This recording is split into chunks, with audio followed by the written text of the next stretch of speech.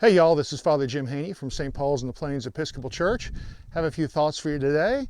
As you see, I'm not in my office. I'm recording this about a week and a half early. I'm in Big Bend National Park. Behind me is the Rio Grande. This side is Texas. And over here you can see the cliffs of Mexico. So I'm right here on the border.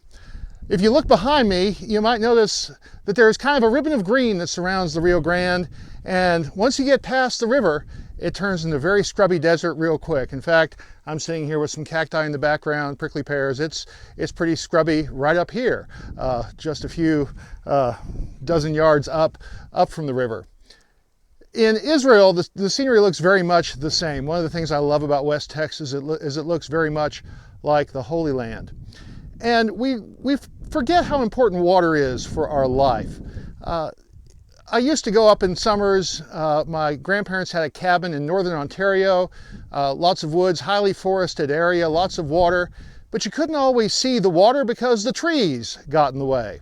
Well, out here the water is more apparent, and the life the water brings is much more apparent. And I think that's a good lesson for us during the season of Lent. Lent is that time when we seek to draw closer to God, when we seek to quiet down some of the noise in our lives and look for God. God is, of course, all around us all the time, but we might not always notice.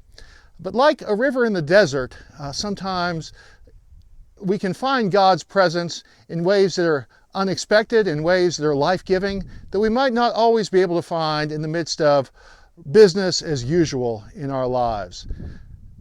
And so the season of Lent is a time to unplug, to reflect a little bit, to seek God in simpler, more desert ways, so that God's presence, which is always there, can be more apparent to us. And so this Lent, I would encourage you in your spiritual disciplines to seek God, whether it's through prayer or scripture or disciplines of self-denial, fasting, those kinds of things, or whether it's seeking God through helping others. I would encourage you to look for God, His life-giving presence in the midst of the simpler desert times in your life. May you have a holy and blessed season of Lent. God bless.